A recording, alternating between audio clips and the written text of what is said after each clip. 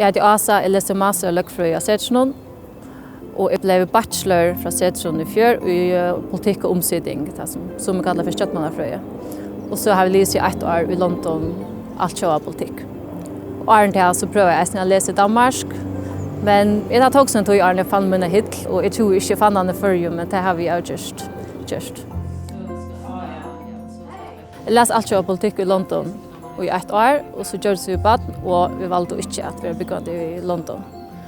Så jeg flyttet hjem, og rønte hittet etter hver æresen som får lese hva jeg her. Så jeg svør ikke hva jeg går og møller ikke. Men så nevnte jeg noen seter for meg. Og jeg husker, ja, da kommer jeg alltid prøve. Det var nok, jeg alltid husker at jeg skulle enda i førjen og lese. Jeg alltid ville slippe ut i verden. Men efter att pröva det så huskar jag kan pröva att se att jag tar vid dig. Och ta i för att ta vid dig, ta varje vecka. 8 månader på vägen.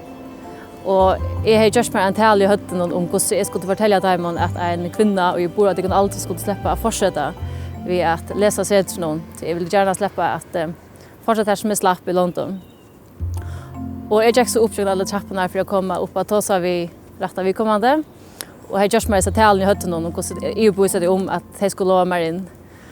Men Arne hör kom igång så sätter jag bara ja, då blir jag 18 sommarferierna så ta damer mig öliga väl via läsa Setron till att allt era lutcenter vi finner det ut och man är villig till att göra något snack för till läsande och att jag skulle klara sig och komma och köka det.